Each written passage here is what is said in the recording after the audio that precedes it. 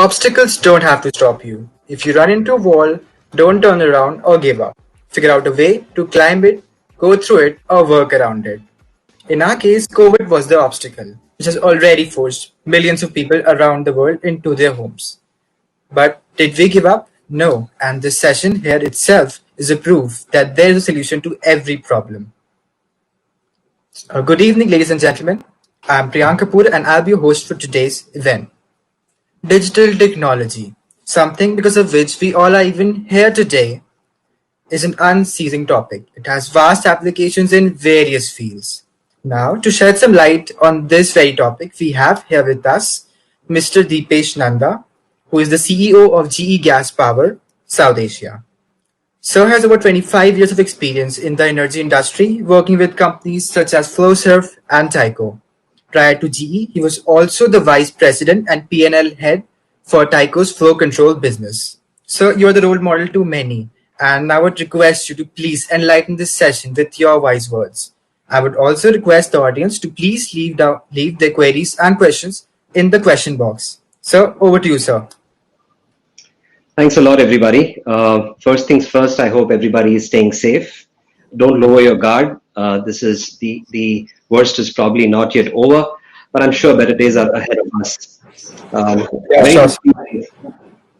Very happy to be in the midst of all of you today to discuss a topic that is practical, relevant, and it has importance. A few of you will have to go on mute, okay? Yeah, thank you very much. Thank you again. So I was just saying that the topic of this evening, digital technology for power plants, is a topic which is practical, relevant, and I will speak keeping the student body in mind. This is probably the bridge between academics and what happens in the real world. I have a full set of slides to take you through, but I'll actually touch upon the topic covering the key themes of how should you go about positioning digital technology in a brick and mortar industry like power plants. So to begin with, India has approximately 325 gigawatt of installed capacity when it comes to power generation. To put this into perspective, we are probably the world's third largest install base behind China and America. We are growing at a much rapid pace than both those countries, and we have an ambitious goal in terms of augmenting the different sources of electricity that we have in the country. When you talk of electricity generation in the country, our baseload generation, which many of you would know, is based on coal-based power. It accounts for close to 60% of all electricity that gets generated in the country. And then you have a mix of other sources, which is natural gas-based power plants. You have wind, solar, you have hydroelectricity, and then you have some nuclear. This constitutes the bulk of our power generation portfolio. And it's important to understand where the sources of electricity emanate from, because then as engineers, we will be in a position to offer value through the use of technologies, one of them being digital, to extract benefits for the power plant generating company using these new technologies. Now, the key areas of importance for any power generating plant is to make sure that the lights don't go off. You saw what happened last week or the week before in Mumbai city, which had a blackout for almost 12 hours. Incidentally, GE has been working closely with the government to come up with a scheme to get that city into an islanding mode where such an incident will not happen again. But back to the power plant. So what happens within a power plant is that the key attributes of a power plant that get measured is what is the cost of the electricity. That's one important factor, especially for a country like India, wherein for the millions of Indians, an important element is how can they get access to low cost of electricity. So that's on one side. On the other side, cost has its relevance based on the input cost of the fuel that goes into the power plant. So you have the input cost of the fuel. There is an efficiency at which the fuel is then converted into electricity, and that predominantly takes care of the cost of the electricity. There is, of course, a fixed cost, which is the initial capital cost that goes into building the power plant.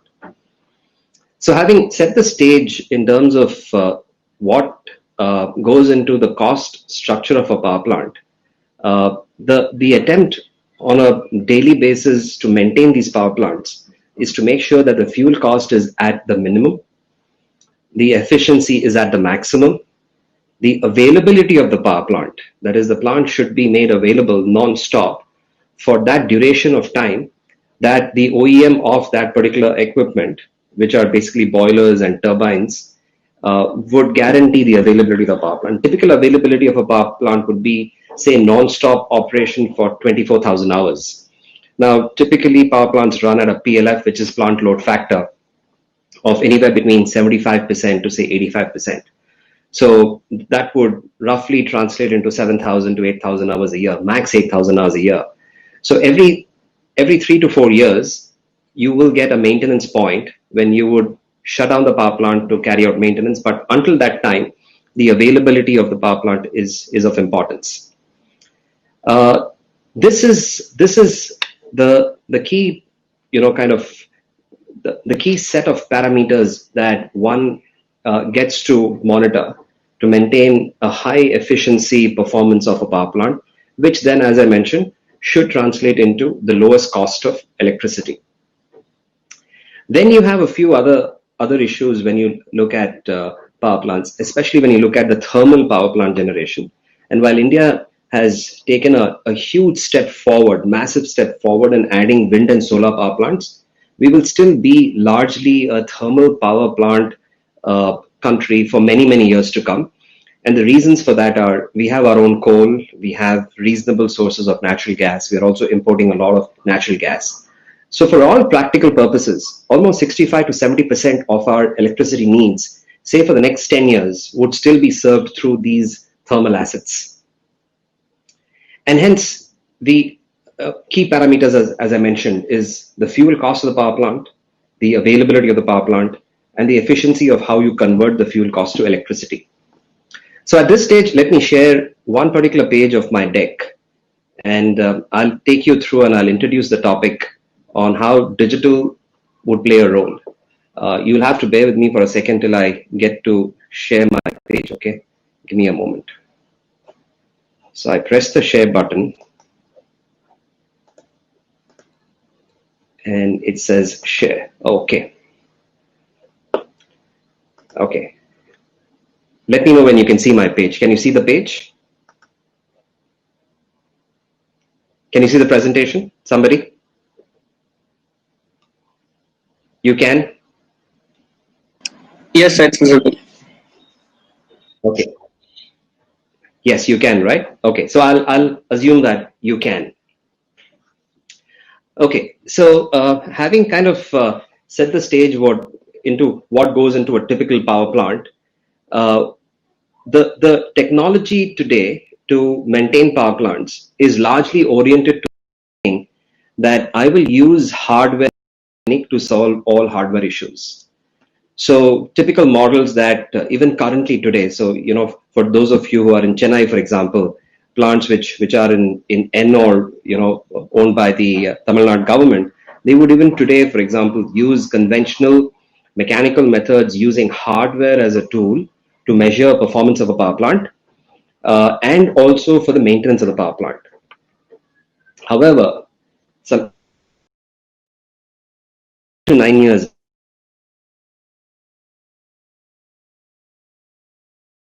back, this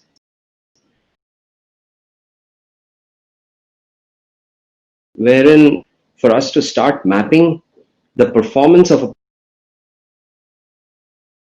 plant through a remote management, through sensors installed in the power plant, and start seeing as to what can we do with that data. We build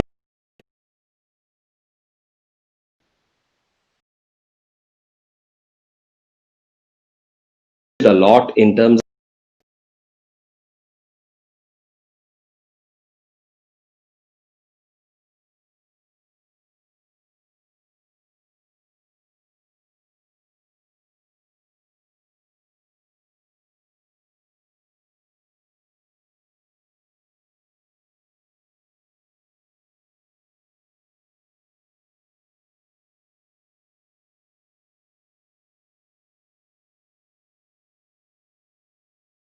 solutions to a power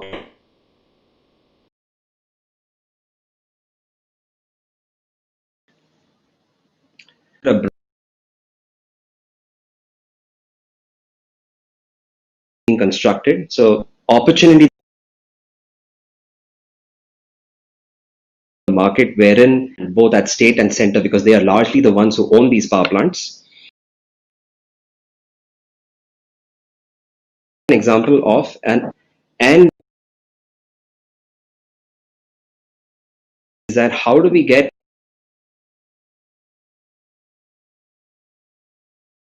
has to be an efficiency gain, and that occurs to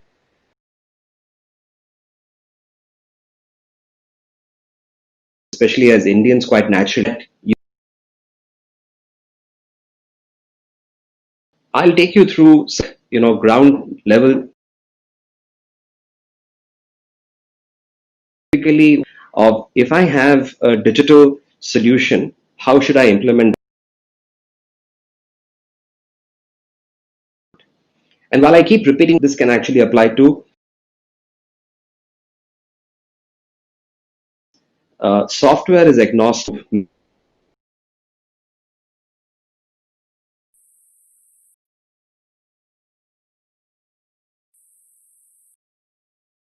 Hardware.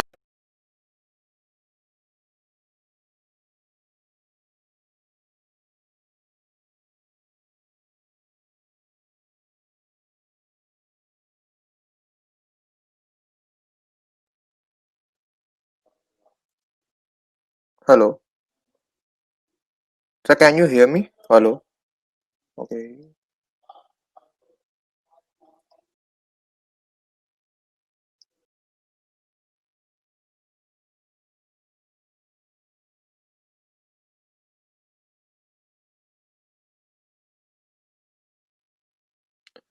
Okay, so sir just texted me he'll be back in a minute.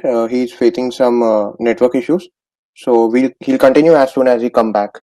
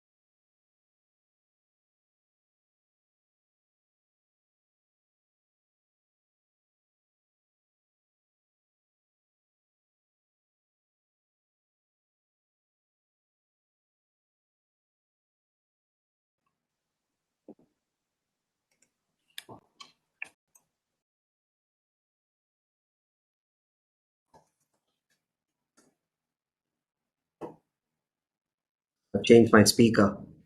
Yes, sir, you are visible and audible as well. Okay, fine. You can hear me. I don't know where you Yes. lost me.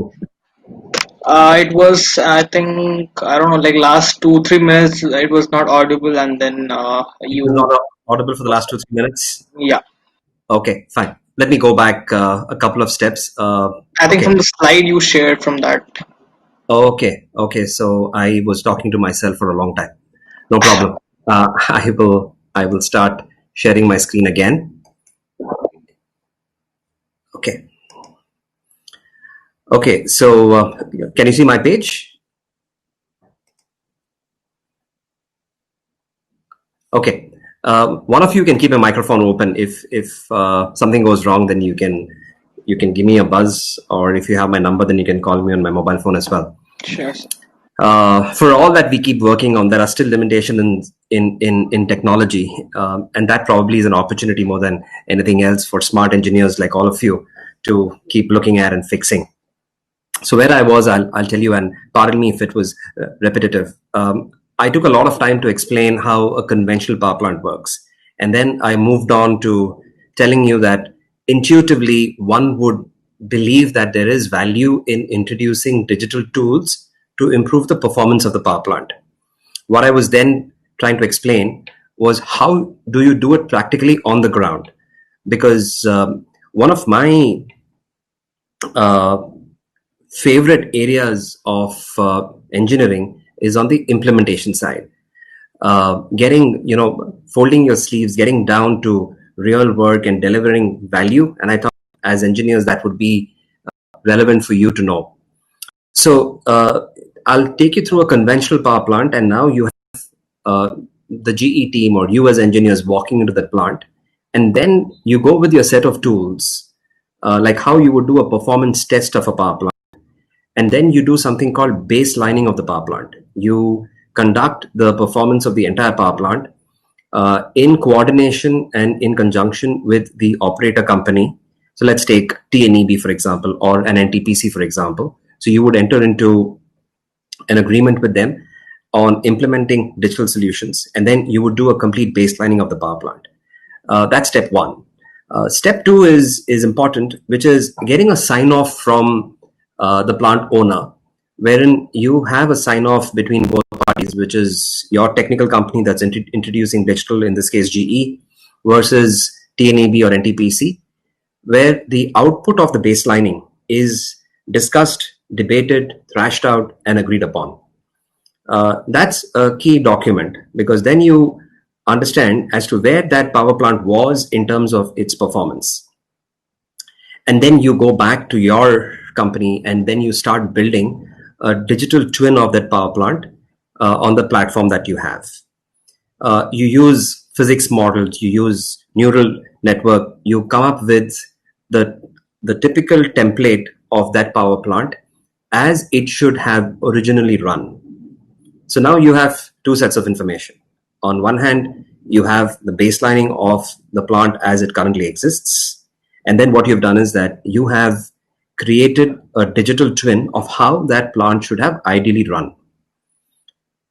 Now, you've got to marry the two, and you've got to see if there are inconsistencies in performance, how the practical power plant on the ground works, the real power plant, and how does it compare to the master, which is the digital twin of that power plant. And to do that, we dive deep into the sensor technology that is fairly advanced today.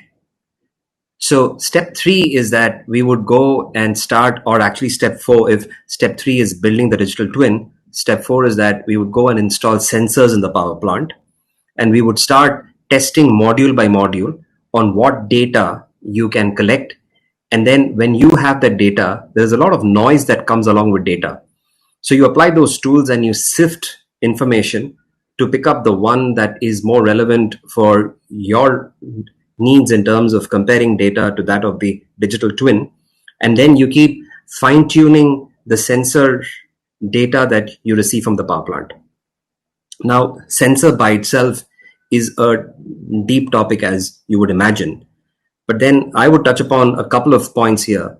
One is that there are thermal sensors available today, which could go to areas inside a power plant where previously it was humanly impossible for a human intervention to take place.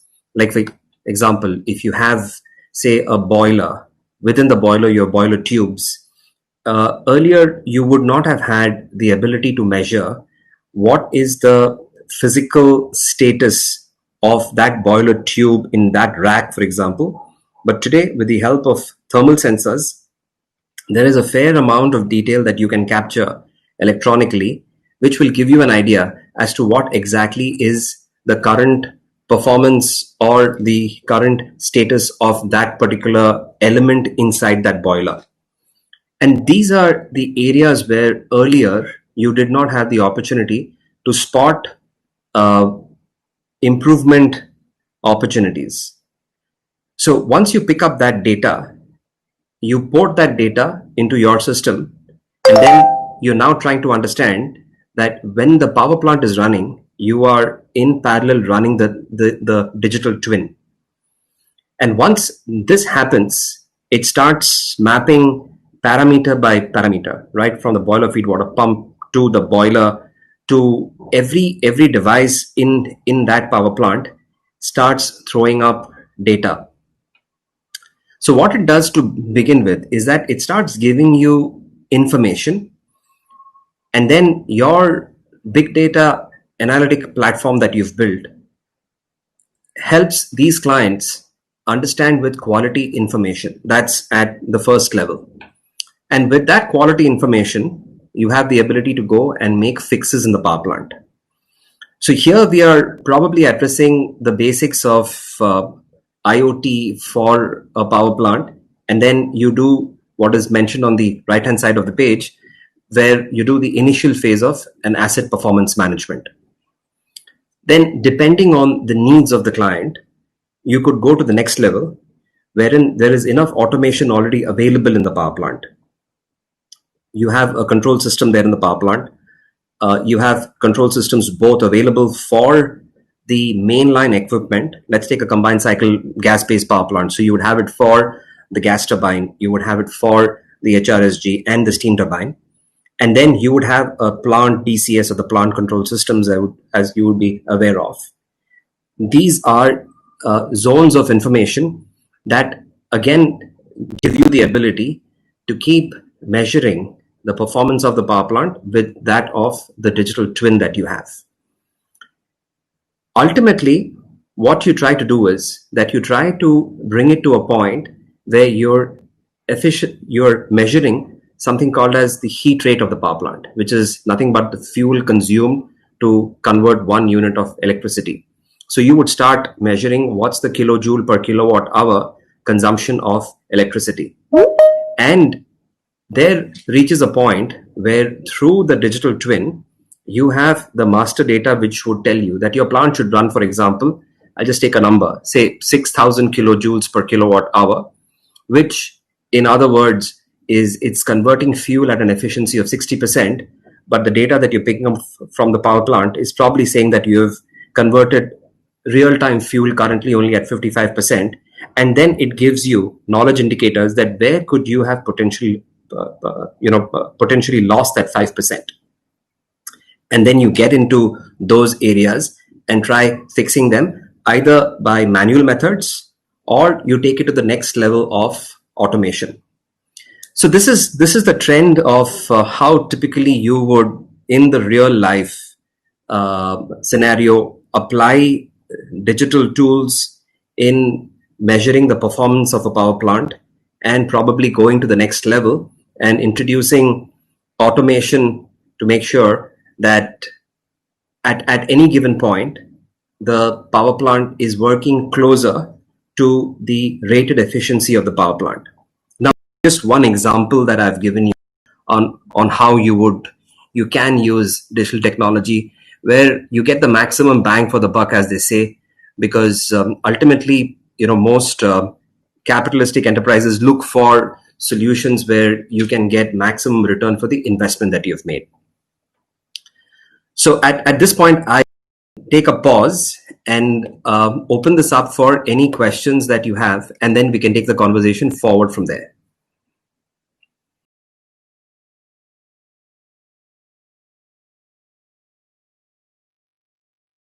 If anyone has any question, there's a raise hand section. You can go there and raise your hand. When you will raise the hand, we'll call you on the stage, and then you can have one-to-one session with the speaker.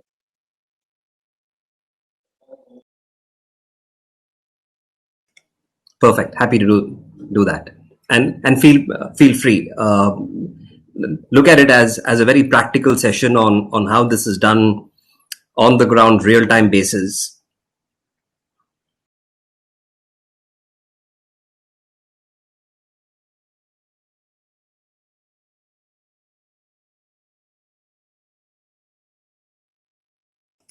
There's a comment that my voice buffers a lot. Does it still buffer? No, not at my end. Okay. And if you are feeling shy, you can also drop the questions in question box. I'd also, like to add, as you think about any questions that you may have, apart from core technology of handling an industrial asset through digital, which is a big area for business houses. I would also look at things like process efficiency. Once you have the ability to extract data electronically from the power plant, you can then look at how does the end-to-end process work from generation to transmission. Now, every company that's into power generation, they have a purchaser of electricity, not as the common man, for example, but then an entity within the government who would buy the electricity through a power purchase agreement. All those agreements have key deliverables as to what should be the quality of power, what happens if you do not generate, and so on and so forth. So the next level is business operations. So you can do asset performance management, then you can actually operate the plant, and third is you can take it to the business operations of the plant, wherein you can feed these contracts. Likewise, if you have the power plant, they are buying fuel from some entity. Either they are buying natural gas from companies like GAIL, maybe they're importing natural gas, or they're buying coal from Coal India. Those again happen through a fuel supply agreement. These are long-term agreements which have liability clauses like take or pay. Again, that gets fed into your electronic tool. So at the end of it, the business leader within that company, through that electronic dashboard, has access to technology tools wherein they can measure the process end to end and start double clicking each area where they want to investigate as to what could have been done better by using digital technology. So each time digital is your partner, which keeps giving you good suggestions that look, you could have done the crushing activity of the coal a little more better, or your emissions are going out of whack. The other is safety. And as engineers, I would urge you that the first thing that always should take precedence over everything else is safety. In fact, when you go down there to the floor, be it at a software company or at an industrial unit, you should feel free to issue something called stop work if you find that the environment to work is not safe. Now, coming back to the topic, digital tools also help you understand whether the environment is safe to operate or not. Let me give you an example. The efficiency of a power plant is ultimately measured by the thermal cycle. And you would have learned in your first couple of years of engineering, the thermal cycle, you have the condenser in a typical thermal cycle that has to be kept under vacuum. The maximum vacuum that you can increase of that, the higher the efficiency that you get of the power plant. But vacuum is dangerous in the sense that if it's not handled well, it can lead to implosion. Or, for example, simple things like bearing leaks. These are assets that run at temperatures of, say, 2600 degrees Fahrenheit. At that temperature, you really want to know whether there is any alarm that can go off. Now, alarms going off in a physical plant versus you getting to know of it well in advance through the predictability that the digital sensor that has been installed and the back-end tool that you have developed to measure that, again, is valuable information. It can save lives because you're handling high temperature, high pressure, and the tribology of friction, wear, and lubrication is at the limits of physics. You're actually testing the core metallurgical science when it comes to these high temperature assets. All the alloys that go into these plants are very OEM specific. These are very special grade materials which are deployed because of the fact that every time we are competing to come up with the next generation technology, and at times you are almost at the borderline defying physics, that is this efficiency possible or not. When I started my career, power plants used to operate at 40% efficiency, and that was considered great. When I was in charge of the business in India, we were pretty happy in pushing the curve to 52% efficiency, and that was considered to be fantastic. Today, we're offering power plants that can convert fuel to electricity at 65% efficiency. Theoretically, when you look at it, you might find that, hey, this is not possible. But then through a combination of heating, cooling, effective sealing, and all this is happening on the backbone of digital technology, that's when you start extracting the maximum from that asset. So what I've attempted doing in this talk is to lay more emphasis on the brick and mortar world, but also give you the initial starting steps of, if you are implementing a digital solution, then how should you practically go about it in a power plant? Sir, before we go there, we have two questions from audience. One is from Cheryl Idicula. She is asking, how does digital infrastructure help in optimizing the plant's performance? Okay. So digital infrastructure, I'll actually go back to my earlier points that I said. What it does is primarily it gives you better quality information, which is probably available in the plant, but it's lost. It's not compiled together at one central monitoring and diagnostic unit. The other thing what happens in this case is that you're consciously comparing the data signal that comes in from an operating asset with a template, which we call as a digital twin. So you're comparing that with a digital twin. And if there is an offset between these two data points, it throws up that inconsistency, which is again valuable information. That valuable information, in most cases, is fed through all electronic devices. Like, for example, today, our engineers who are at the power plant, they would get an alert on their mobile saying that, look at this particular sensor in that particular zone. This is giving this reading. You have to attend to it, and they will give you even steps on how to attend to it. A combination of all of this put together gives the plant operator a better opportunity to maintain the efficiency of the power plant. Hope that answers your question, Cheryl. And we have another question from Anas. His question is, how can we attain decentralization of the power grid? Okay, different question. Dates back to the story of Edison versus Tesla, but I won't go that far. India is on a national grid. So we used to have two separate grids. We used to have one grid for the north, one grid in the south. Last, I think, 3 or 4 years, we have put the entire grid together, and we have one common grid for most parts. One of the largest integrated grids globally, right? But yes, there is thinking and there is some merit in looking at decentralized grids.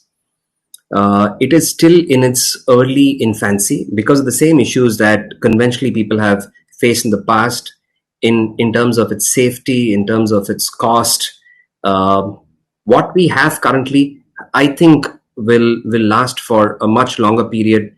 And I somehow am in that school that decentralization of the grid may not happen at a meaningful scale. You may have it at a small scale, but you may not have it at a meaningful scale because the entry barriers for that technology are probably too high. You are entering into a mature market where you have a centralized national grid. To convert that into a decentralized grid will call for many changes, including an electricity act, how the government will probably have to step out of transmission of electricity. So what the Indian government has done is that they started privatizing the generation part before they privatized the transmission and distribution part. And your question is more on the transmission and distribution part. So when they started privatizing in India on the generation side, you had private companies that came up and put up power plants, right? That is pretty common knowledge these days. But on the transmission side, they only selected a few key cities, like for example, New Delhi, right? It actually began in Calcutta, then New Delhi, Bombay, and maybe that's about it. We do not have the privatized players in the T&D side. The government is the buyer of electricity and they distribute power. So I still believe that meaningful decentralization, the time is probably still a few years away before you start seeing the cost structure of conventional power plants as it today exists getting challenged with a lower cost structure and a much higher efficiency. There was another hand that went up. Yeah, there's another question. Do you see a future where entire plants are completely automated? That's a very good question. So, for a conventional thermal power plant today, let me take an example of a gas-based power plant. There's not much of intervention you can do once the plant has been commissioned, is stable, and is operational. A 500 megawatt combined cycle power plant may have an operating day-to-day crew of not more than, may not need actually, can have much more, but may not need more than 25 engineers at any point in time to run the power plant. But that question, the answer is yes. I think automation technology is available even today, that once the power plant is commissioned, then it should pretty much be on auto mode. It is already on auto mode. In fact, the power plant, right from commissioning, and even if it has trips, for example, it is pretty, there's not much that you can intervene even in today's power plant. And that journey is something that we've already embarked upon. It's already available. If you were to walk into a power plant, you might see that there is hardly anybody, but the plant is operational. So there's fair amount of automation. And I think you can check mark and say that, yes, this part we have achieved fair amount of automation in a given power plant.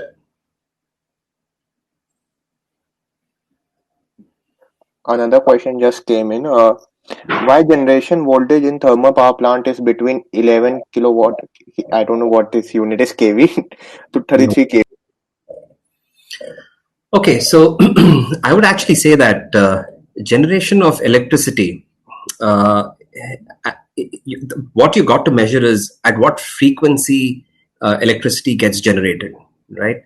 The world is divided into two parts. One is a 50 hertz market, the other is a 60 hertz market.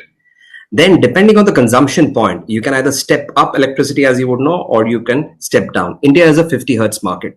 But again, for an IEEE kind of a setup, that 50 hertz becomes so critical for you to measure that it can destabilize the grid if there is a variance of even, say, 49.5 to 50.5 within 1 hertz of bandwidth.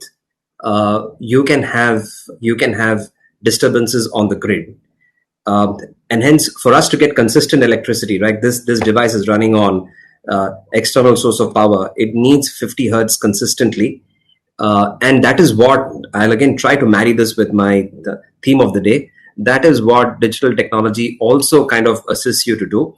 That every time it gives you a control loop back, that you maintain the output frequency exactly of 50 hertz. So more than the voltage rating of what's required, which can be based on consumption, the frequency with which power gets generated is the area where, as engineers, we will have to focus. Even the operator. So typically what happens is, let's take again Chennai city. You will have a load dispatch center. And in the load dispatch center, you have sources of generation and then you have sources of consumption. In earlier movies, Hindi movies used to have this typical dual bicycle where you have two people on the same bicycle. For them not to fall off, they have to constantly be in sync with each other. Think of the electricity grid to be a dual bicycle, wherein you have the producer of electricity and the consumer. They have to be in sync. If they are not in sync, and if, say, for example, there's over withdrawal of power, then there is a disturbance on the frequency, and all this is controlled by the load dispatch center. Another point where an IEEE kind of an audience will be interested to understand. The load dispatch center, the biggest concern for them is how should I maintain the grid at 50 hertz frequency? And they are then responsible for switching off and switching on or modulating the load on the grid such that at any point in time you have consistent power. And that's one area where I think a lot of opportunities for engineers like all of you will emerge in India. And I'll digress a bit. So the world is actually getting into wind power and solar power in a massive way, which is a very good thing. It keeps Mother Nature clean. The cost of electricity is lower. And that's the way that all of us should keep going, use natural sources of electricity, right? Renewable power. But what happens with renewable power, which you're well aware of, is that it is intermittent. It is available only for those many hours where you have that source of renewable energy, which is either wind or solar, that's available to convert heat into electricity or wind power into electricity. Now, this becomes challenging for the load dispatch center because they are trying to balance consumption versus generation. So if they have generation only at certain points in time and the other points are blank, you got to fill up the blanks and you got to give consistent, uninterrupted power on the other side. You don't have storage capacity in any meaningful size available today at a cost that is affordable. You do have battery, but then it's not available to scale. So there again, the question of technology. Can you deploy digital tools and come up with an algorithm wherein, based on the forecasting that you can do on what the wind profile is and what the thermal intensity is, you have enough data to tell this to you as to what is the wind forecast, what is the thermal intensity, and hence at which points in time in the day, how much of solar and wind energy you can generate. But remember, that's all intermittent. You are collecting that intermittent energy. And then through automation, through digital tools, can you start and stop other generating devices such that the output is always consistent. So this is a massive area where the government as well is thinking on ways and means either to come up with a flexible grid, which is very expensive, or to come up with solutions wherein you can marry conventional sources with renewable sources and come up with a flexible option such that you keep encouraging people to invest in renewable energy and you also have a grid which is stable. So you would have read news articles about blackouts in places like California. Many of your friends in California, right? So California has this major issue. They have pivoted completely into wind and solar. And when there is a disruption in wind and solar because of the intermittent nature, there are grid failures. So there is technology available wherein you can kickstart an equivalent amount of, say, a gas-based power plant or a hydro station. And then you get into things like a quick ramp up and a quick ramp down. And that's how you end up maintaining the stability of the grid. Another question is from Priyank. His question is, what are the recent technology trends that will shape the power sector in the years to come? So I think the latest is a buzzword called decarbonization. I want to be very careful about how we use that word decarbonization. It's a buzzword. Everybody is talking in terms of making sure that by a certain year, they would have a zero carbon footprint. So that's one. The other is probably power density, which is how much of electricity or electrons can you produce in what concentration of land mass. This is a very interesting topic, not picked up in countries like India, where we are not challenged to that extent, let me put it that way, when it comes to things like power density. But let's take a look at a country like, say, Bangladesh, for example. So Bangladesh, if you were to rank Bangladesh by the size of the country, geographic landmass, it is the 99th largest country in the world. But if you index Bangladesh by population, it's the 8th most populous country. So that tells you that it's densely populated. So land is extremely scarce. There are many such markets where land is premium, and hence the question of kilowatts or megawatts per meter square of land, I think that will be a new emerging trend where people will start giving premium because solar occupies space, wind again, the output of that as compared to the land it would occupy, and so on. So that's an area for engineers to look into. And then lastly, I would say there is always this urge for us to be at the cutting edge of technology in terms of converting fuel at a higher efficiency. So as I mentioned, 26th October 2020, today, we have technology that can convert at 65% efficiency. I was a non-believer 10 years back that we could go anywhere near 60. We are at 65. Will there be metallurgy and science available where we can break that glass ceiling as it seems today of 65? Maybe that's the third thing. So decarbonization, dense power density becoming a key theme.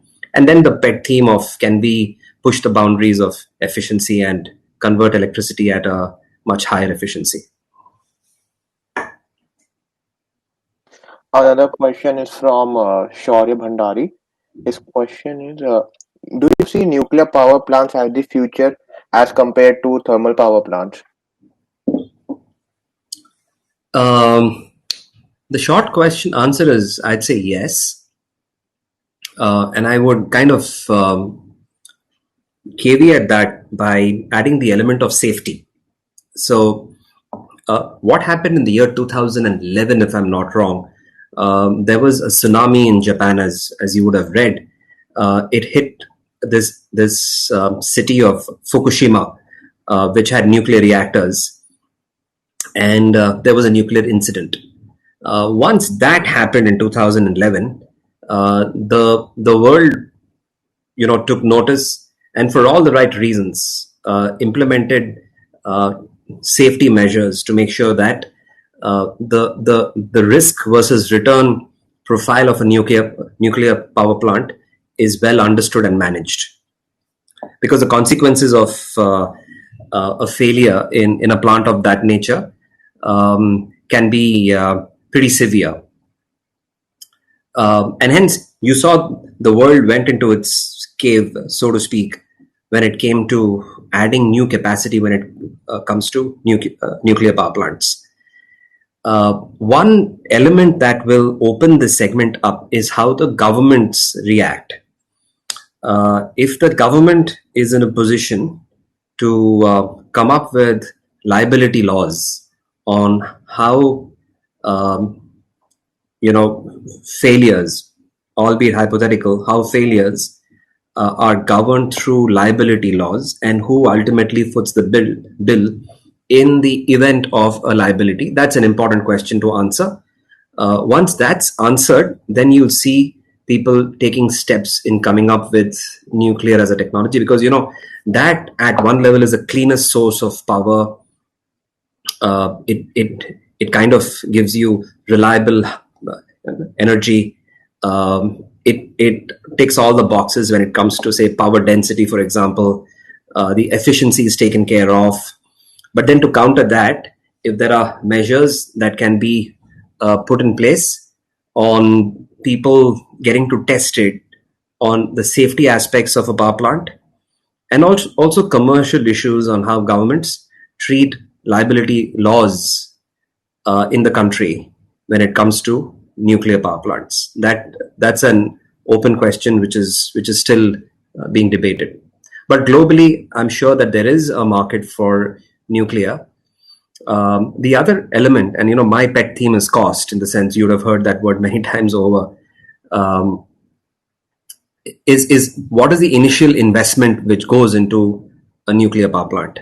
That at times becomes a big deterrent. So unless and until you spot an opportunity where the demand is high and you come up to scale, then the costs will start getting justified. Otherwise, it's very difficult to justify the initial capital investment. I must also tell you something that India, I began the presentation by saying that we have approximately 330 gigawatt of installed electricity. Our maximum peak demand is only 190 to 200 gigawatts. The Indian government has a website. You go to the website, it will tell you all the sources of the power plant and how much currently is being consumed. So that does not mean that we are power surplus. We could potentially be power surplus in a few areas.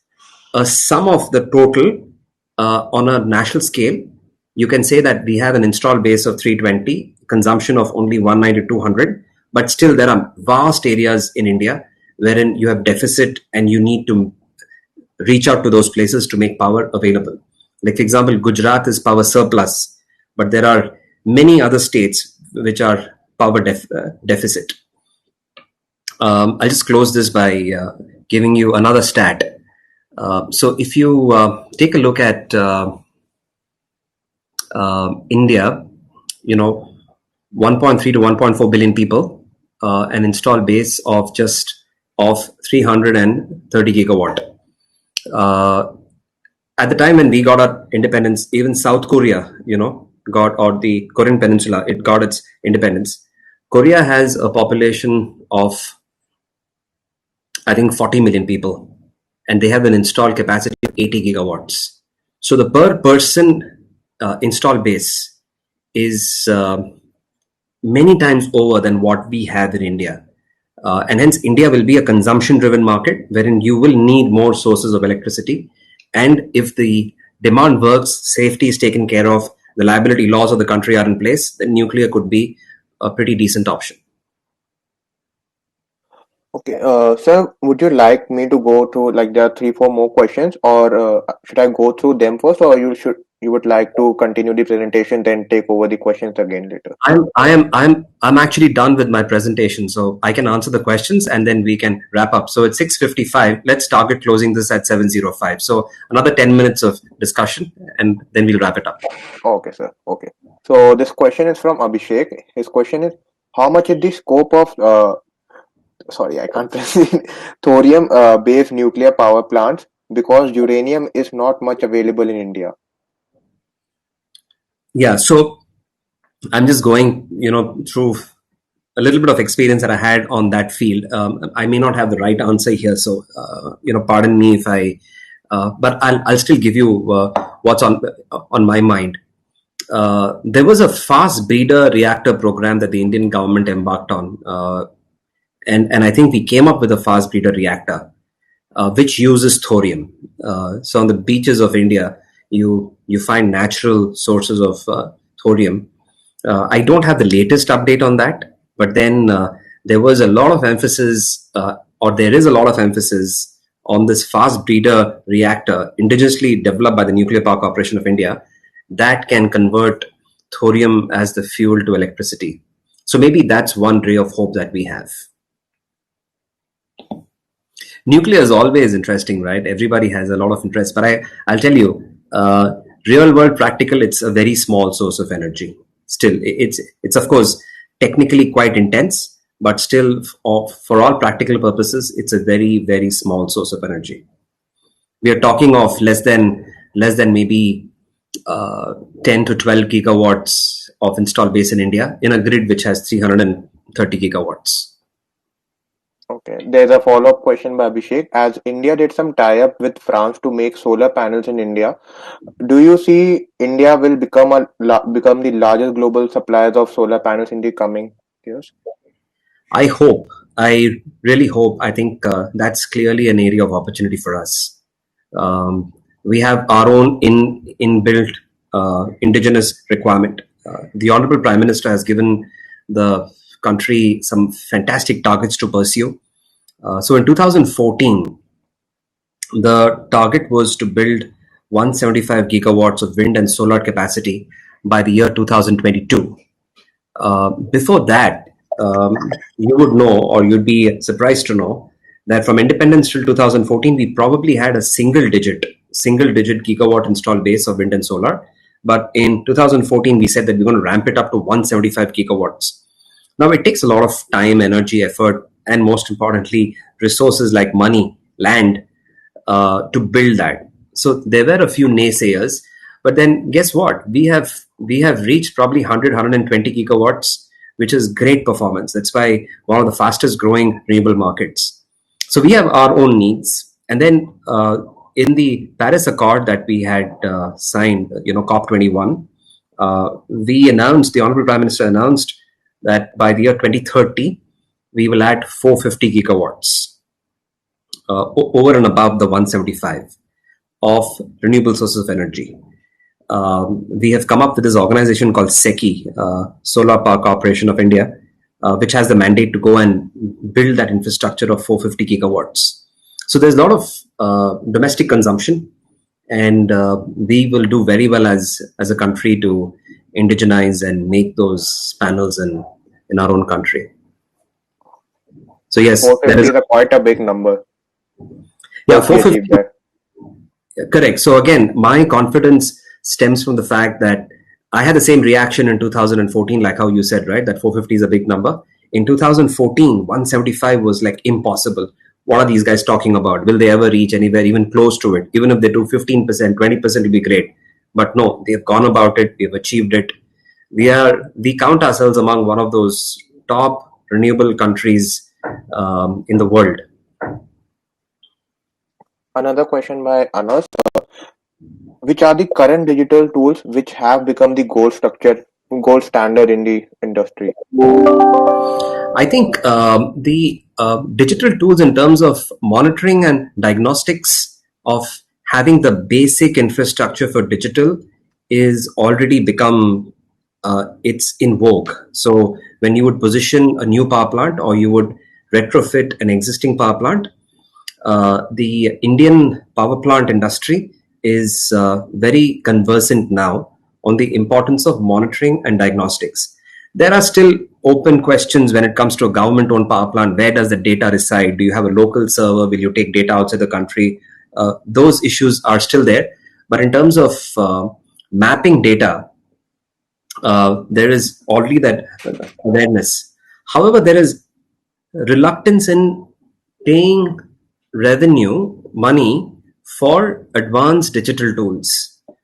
And maybe that's because the value story has still not been accepted by the brick and mortar industry on how digital can help you not only save money but have a safer operation and maybe make more money by using those digital tools.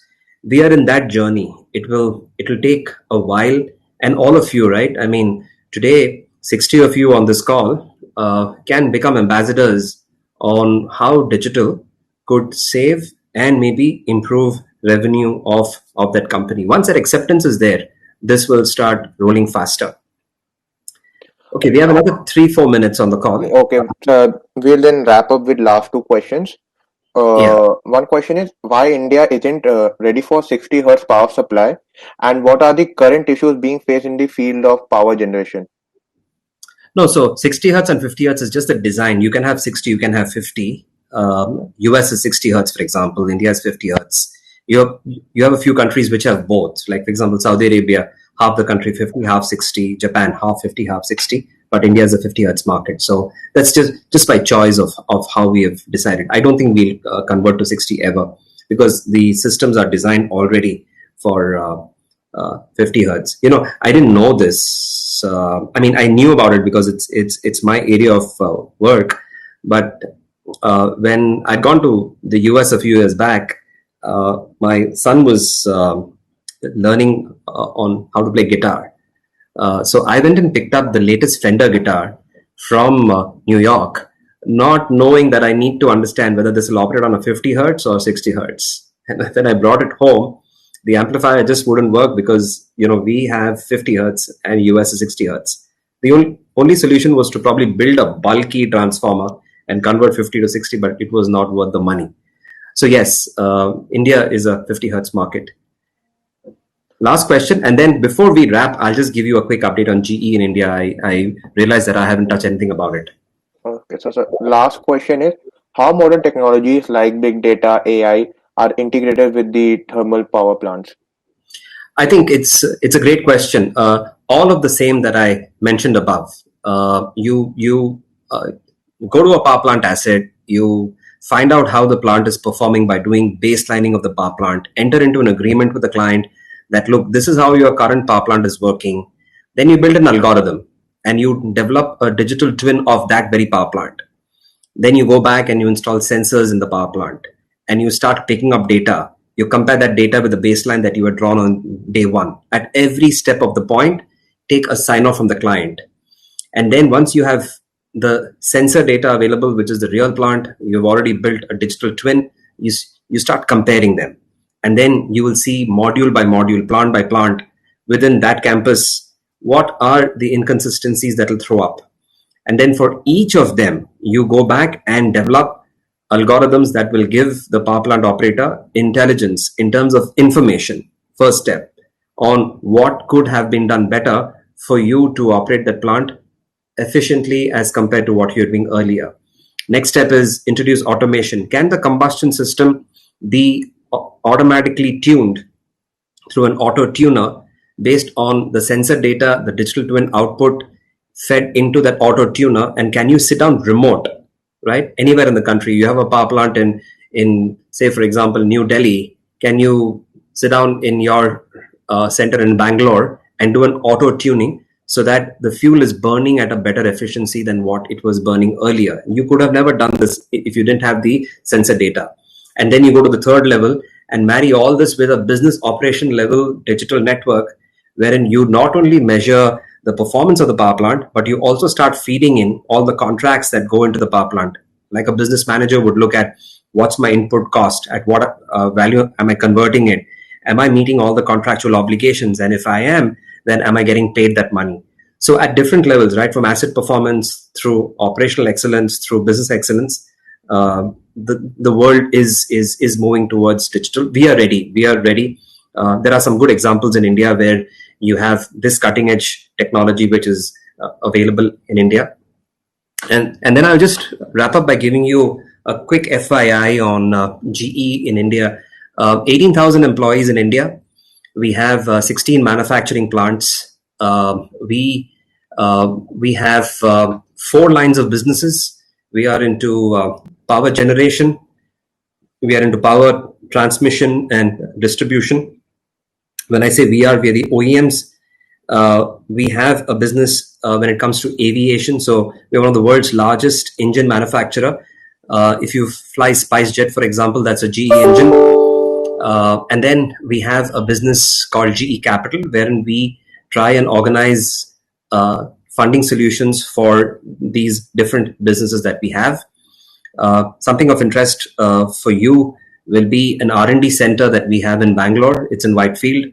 It's called as the Jack Welch Center of Design and Technology.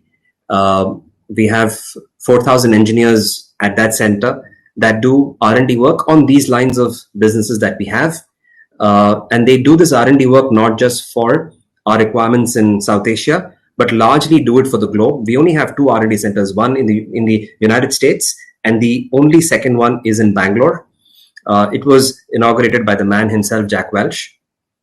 And then our digital headquarters, which I mentioned, is in San Ramon, California. We have, I think, 1,500 to 2,000 digital engineers, again in Bangalore, as a part of that enterprise, working on the latest applications, tools, a big data platform like Predix, and then those apps that go into these power plants. So thanks for giving me this opportunity. It's always good to interact. I hope I'm not more too high. I'm trying to give you very practical sense of how digital can be introduced in a power plant environment. Over to you. Well, that was a very informative session, sir. And with this, we come at the end of the session. It was great having you, sir.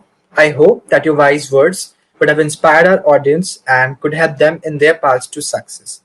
I would also like to thank our very lovely audience for joining this session. And we are just warming up, guys. We have a lot more events lined up as a part of Concepto. So do join us for an enlightening talk on Engineer to Civil Servant by an IFS officer, Pradeep Kumar, tomorrow at 4 p.m. Signing off, your host, Priyank Kapoor. Thank you guys for joining. Thank you, sir, for having us. Bye. Thank you, sir.